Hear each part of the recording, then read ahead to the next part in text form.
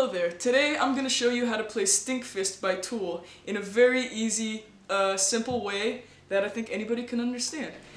The song itself on the album is in E minor, but for my particular vocal range I wanted to raise the key 3 steps just so I could belt harder. But the same shapes that I do down here will also work on capo 3.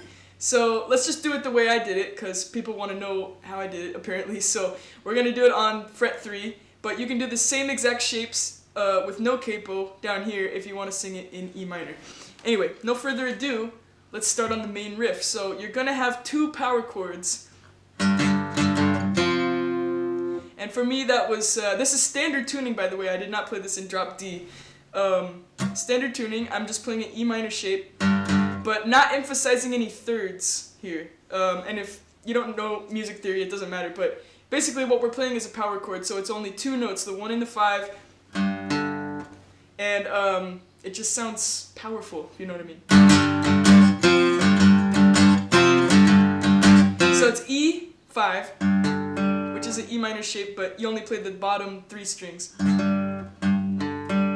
Followed by D5, which is like a D chord, but don't worry about your middle finger, just flip off the camera, or don't bother playing the last string right here. It's just. So you're gonna go. That's the riff for the whole song, pretty much. The whole verse, let's say.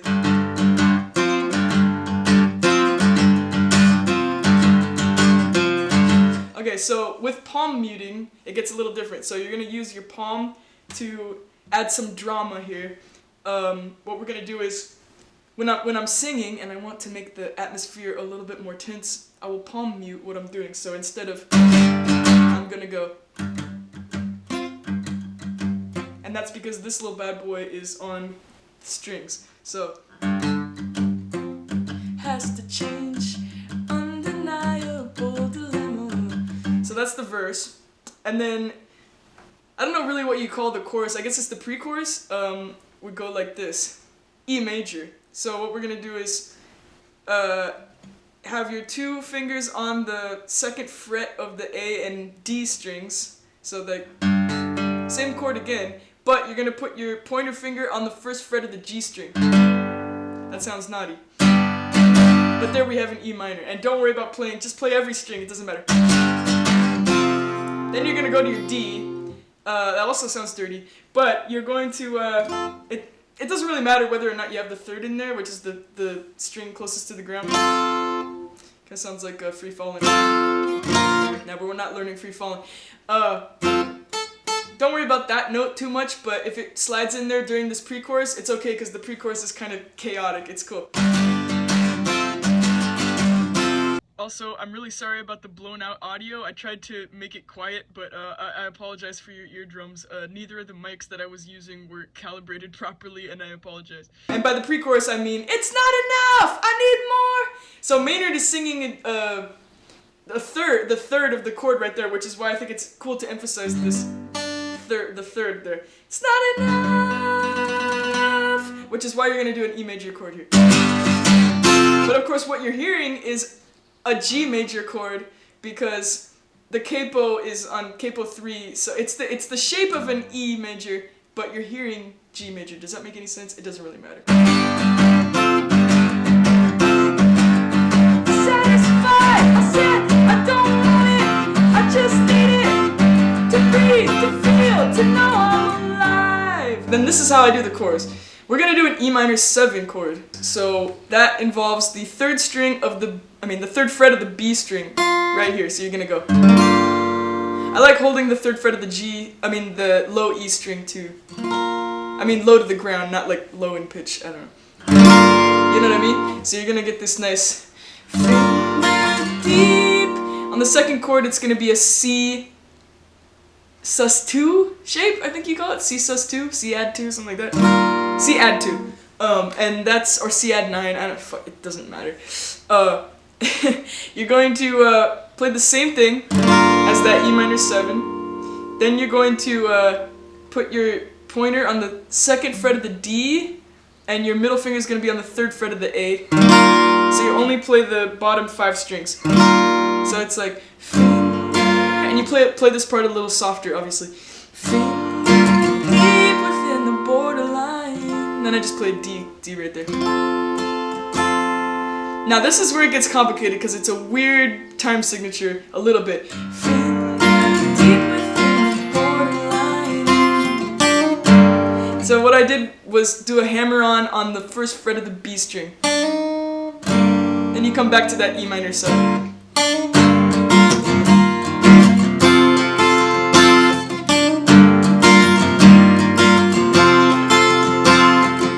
So it's a weird time signature. I think it's 1, 2, 3, 1, 2, 3, 1, 2, 3, 1, 2, 3, 1. I guess it's just a waltz. But it was really hard for me to hear for some reason. So it's 1, 2, 3, 1, 2, 3, 1, 2, 3, 1, 2, 3, 1, 2, 3, 1, 2, 3, 1, 2, 3, 1, 2, 3. So obviously the rest of the song is in 4, so it's a little confusing. So it's like 1, 2, 3, 4, 1, 2, 3, 4, 1, 2, 3, 1, 2, 3, 1, 2, 3, 1, 2, 3, 1, 2. You know what I mean? It's a little. It can trip you up. It tripped me up plenty of times. I had to really, really think about it when I was doing it. So 3, 1, at the borderline. Show me that you love me and that we belong together. Relax, turn around. I think for that turnaround chord, I flipped off the camera and I played a D sus2. So that's the bottommost 4 strings, but with no nothing. It's a D chord, but without your middle finger on the 3rd. Sorry, I keep doing that. I feel like I'm offending my audience. So that's the chord that I like to end the chorus with because it sounds kind of more moody than. Like, it sounds kind of, goofy when you do it like this. But if you go, add some kind of mystery to it, I like that. Then you go back to the. You're gonna go like. Relax. I just don't even think about the timing. I just like pause and then take my. Okay, then you palm mute the verse again. Then same thing, pre-chorus. And for this song, then you do the chorus again, obviously. I didn't do a solo. I just kind of went. Palm muted the riff. Then for my solo, which isn't really a solo, I eventually drifted into E major shape with no palm muting. So I was like E minor, E major, no palm muting. So that's how instead of a solo, I did kind of a build up. It went from like E5 palm muted to E major, no palm muting. But it was like a gradual thing that rises. Then we're gonna do this bridge section, which goes something kind of sad about. So that starts with a C, add 2, add 9. I don't know what the fuck you call it. Something kind of sad about. So that's the same chord that I showed you earlier, where both your fingers are on the 3rd frets of the B and low E strings, lowest to the ground. And then you got your middle finger on the 3rd fret of the A, 2nd fret of the D. That's the chord that I like to use. So something kind of sad about. And you can just do a D major here. Something kind of sad about. Then here's the cool chord. You're gonna do this B sus2 shape, which is you're gonna bar. Wait, I think that's right. Something kind of sad about. Yeah, that's right. So you're gonna bar the 2nd fret with your whole finger. Make sure you have your finger deep within the borderline. And then you're gonna take your ring and pinky fingers, or whatever fingers you like to use, doesn't matter. Put them on the D string and the G string on the 2nd fret of your bar, if that makes any sense. So it's gonna look like this. And it sounds really cool and moody to me, so you're gonna go, something kind of sad about. Then you're gonna just go to E minor, the way that things have come to be. Or you can do an E minor 7, that sounds kind of moody to me too. So your fingers can always like kind of stay up here when you're going between the E minor and the C add 9. So it's like something kinda sad about the way that things have come to be. Desensitized to everything, what became a subtlety. So for that part, I like to go. So you mute in between every strum. So I'm partially using my palm to mute it, and I'm partially using these fingers, these 2 fingers right here to mute it. So I'm going. It's funny when I try to do it, like while I'm thinking about it, it doesn't work. But if I do it while I don't think about it, then it does work. So you know what I mean? So then you're gonna do that part again. Let me think. Something kinda sad about the way that things have come to be. Desensitized to everything, what became a subtlety. So that's when you get into this A sus2 shape. It's the same thing as the B sus2 shape, where you're gonna move it down, and now the capo is gonna act as the bar. So Tool songs are weird. There's a sequence here that starts on E minor 7, but as it continues, when it repeats, it starts over on this A chord that we just played, A sus2, and then the last section is only 3 chords and it ends on the B. So it's just a weird sequence you gotta remember because it doesn't have any kind of logical repetition. So we start on E minor. How can this mean anything to me? C, D, B, A. If I really don't feel anything at all. C, D, B, B major. I'll keep. Okay, so that whole section, there's like a few beats cut out of it or something, or a bar cut out of it. It seems to stop abruptly. So let's go through it again. How can this mean anything to me? If I really don't feel anything at all. Okay, so then there's that post bridge part when he says, I'll keep digging.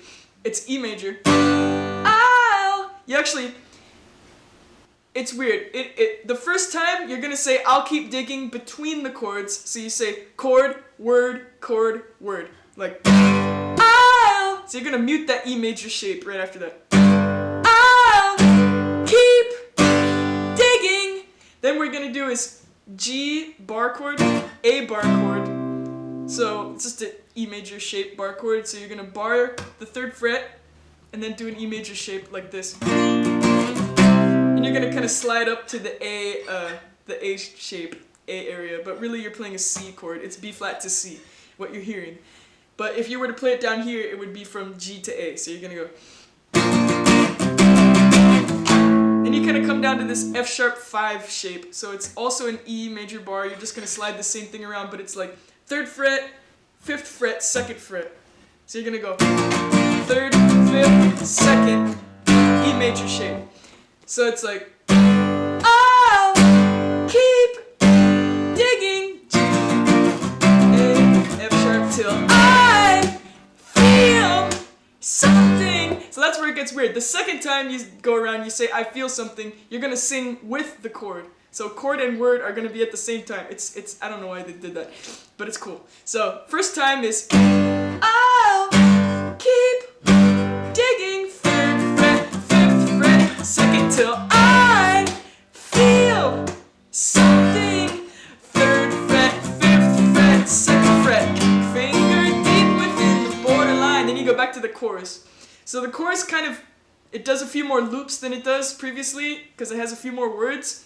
But basically you just intuitively follow the same chords. Deep within the borderline, show me that you love me and that we belong together. Deep inside the borderline. You know the words. You'll figure out the words. Relax, turn around. So in the Tool version, they say, and take my hand. But for some reason, I like the idea of leaving it kind of open and not finishing the sentence just to see how it sounded. So that's my version. Take it or leave it. So it's like, relax, turn around. That's what I did. That's the Summerpwoods version. So you can do that or not. And if you want to end it like Maynard and the boys, just go back to that and go, turn around and take my hand. Something like that, you know. So that's the song. And if anyone else has any questions in the comments, just freaking let me know.